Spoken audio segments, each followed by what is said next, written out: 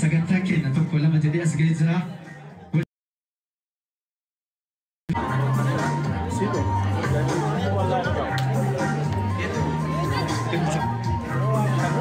Sagantaa keenya tokko lama jedhee as ga'ee jira.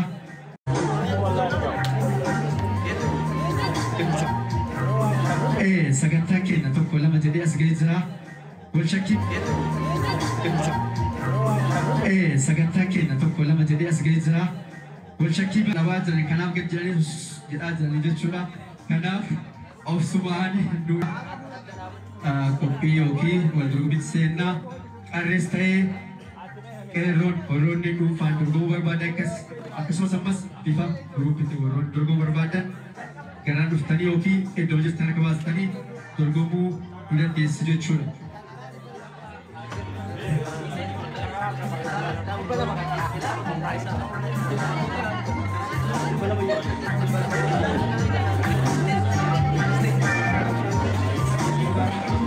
Jaalli kiyyamee waan ta'eef sirrii qabatee dhufee jira gara jaallatanii dabarsaa. Kitaaba jalqaba hinduuna ka jedhu naaf faashin yookiin miftaan jalqaba baniinsa isaa dirhama 500 dippoozitii gochuudhaan naaf faashin kitaaba jalqaba dirhama 500 dippoozitii gochuudhaan nan dorgoma jedha naaf faashiniidhaaf hamilee kennaafi Ajmaan Rashid hamilee malee bakka ka'ee dhufu jedha naaf faashin magaalaa Ajmaan keessatti uffata faashina adda addaatiin isinii dhiyeessuudhaan kan beekamu. Naaf faashinii jiran garanatti ibsachuun naaf faashin dorgommii mana barumsa isaaniitiin uffata isaaniitiin bakka bu'uudhaan kitaaba hinduuna jedhu marsaa tokkoffaadhaa 500 banaduudha hamilee naasi mandaani. Naaf faashin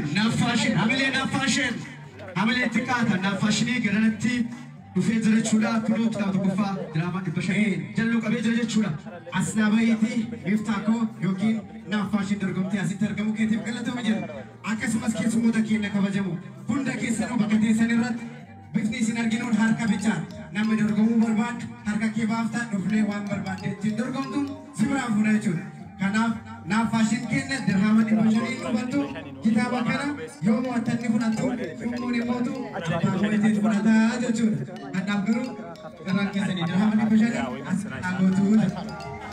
Alsiraaj Saloon yookiin Alfakraa Kaafteeriyaanis dirhama 500 dorgomana gara isteejiitti nutti maddaanii.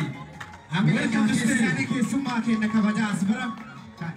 Gara isteejiitti nutti maddaanii mee Oromoo haala qabaattuu wayyaa sanuyyuu qabaattuu wayyaa jedhamti tiire mee hamilee nu kennaa fi uummata keenya kan inni hamilee.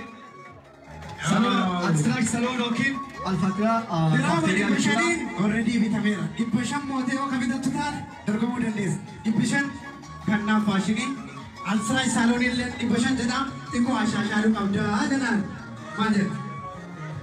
Jalqaballee haa ta'u malee kitaaba kana jalqaballee VIPdha waan ta'eef kanaafi akkasumaan naaf faashiniinis duraan VIP turanii hamilee obboleessa keenyaatiif jedhanii ammas kunoo itti dabalanii bitaa jedhanii asumaan akka hamilee nu kennitaniif isin jenna. Akka isin hin dhibne adda isin baasee isin qulqulleessa. Kitaabni kun shambichaadhaa kan caalbaasiif dhiyaate kitaaba duraa dirhama 500 kaa'umsa goonee isa san miftaatu bitatee jechuudha. Amma isa arga yoo namni mo'atu hin jiraanne yeroo isaa yeroo dhumatetti miftaaf kenne garuu carraan ni jira ammasiif 500 kanaa ol yoo ashaashaale Alsiraaj Salooniif kenne yookiin immoo Alsiraaj Saloonii osoo hin taane mana keessaayis gara keessaayis gurra keessa leegaa jira. Amma kan jiru kitaabni 500 harka koo ga'ee jira. Sanuu kaashiidhaa barbaadu ta'uusaa. Yoo 500 ol harkaan qabne dippoozitii dirqama narraa eegamaa isa jettuuf hin deedamu. Jalqaba dippoozitii fudhadhee jira. Naa teessisaanii miftaadhaa fudhatu moo hin dorgomtu? Dorgoma naaf faashinii fi akkasuma Alsiraaj Saloon dorgomtoonni isaan dorgomtanii jiraatan. Dirqama birrii kennuu qabdu birriin dirqama kennamee jira. Dorgomuu bichaaf as teetta maqaa keenya qabanna guyyaa murtaa'aa ta'e keessatti dippoozitii Aminoo Falmataa beeka jirtu. Waaw! Dirhama 1,000 bita jedha. Aminoo Falmataa. Maazii. Dirhama 1,000 Aminoo Falmataa hamilee kennaa fi ammasiif Aminoo teessumarratti naa taa'ee namni koree taatan wambaree yookiin teessoo shanoo xiqqaate fuuldura kanarraa fiddu biftaa kenna galatoomee.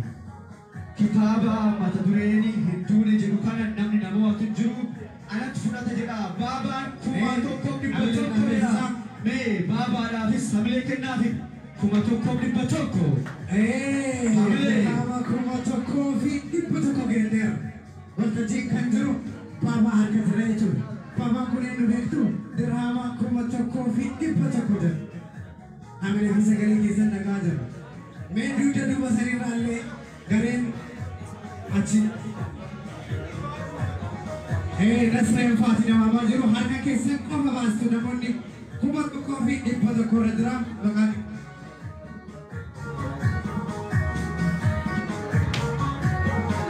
waaw sagaleen akka bahee jira maqaan isaa Eeliyaasii dirhama kuma tokkoo fi dhibba shan kitaabni jalqabaa barsaa tokkoffaa Eeliyaas dirhama tokkoo fi dhibba shan haraka guyyaa goota haraka guyyaa tiki kuma tokkoof dhibba shan ammaaf Eeliyaasin harka jira jechuudha.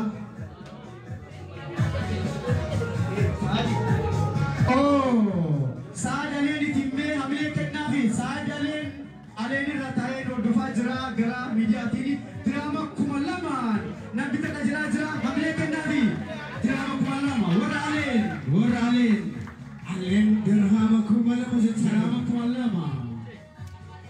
dirhama kuma lama Amiin.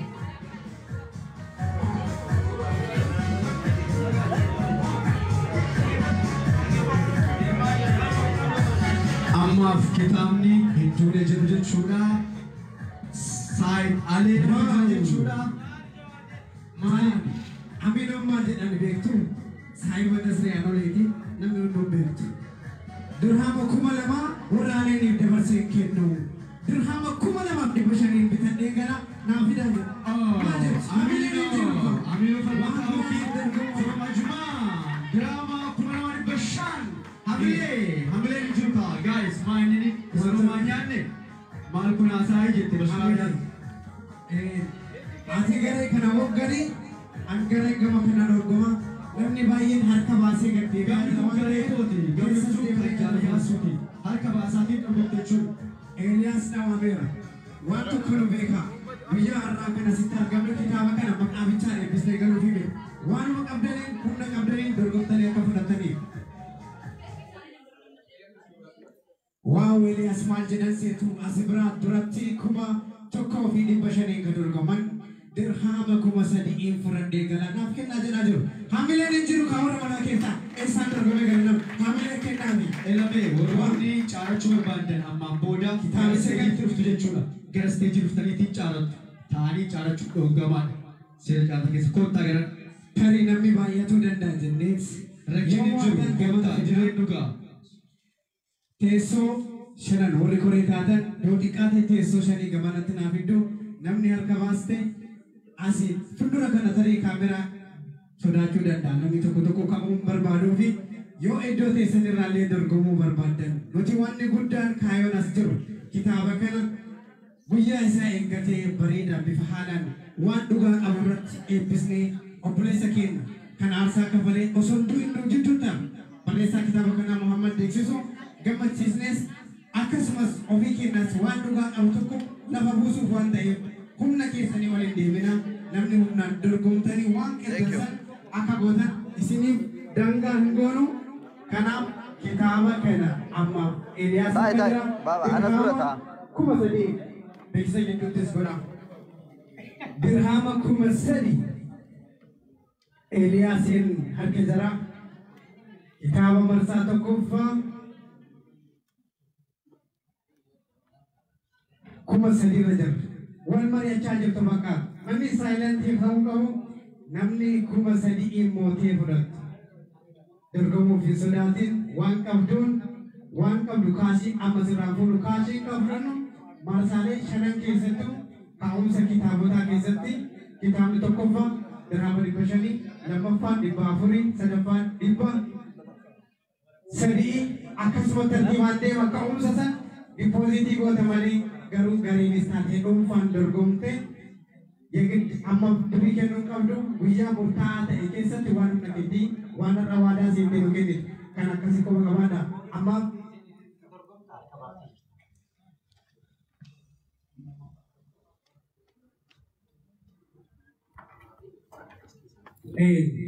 baay'ee Asudi. dorgomtoonni kitaaba hin duune jedhu jechuudha. Ammas dorgommii keessaa kan fufetti jira jechuudha. Harka baasaatii dabaleedhaan dorgoma. yoo yaadni koo isin hin galle tarii afaan namni yoo dubbate tokko hin gala tokko hin galu irra deebi'ee isin jedha inni sitti deebi'uun isinitti sirri kitaabicha tan isin harkaa qabuu danda'a gareen dorgomuu as dhiyaattanii tartiibni nuti hin deemne yookiin isin ta'uu danda'a garuu kitaabicha kana 500 kan banneef 500 gurguruuf qofa osoo hin taane yookiin gatiin isaa dhaabataa ta'e osoo hin taane kitaaba kana waan hunda qabuun ni beektuu hedduun keessa kitaaba jalqabaa michuutiin isaa biyya kana keessatti eebbisnee jira lammaffaa akkuma beekamu asumatti badaa hin fayyine kan jedhu eebbisnee turre garuu mallaqni yeroo sanii mootii maqaa garii kana balleessuuf osoo hin taane baay'ee tokko waamamee namni wal dorgamaa ture.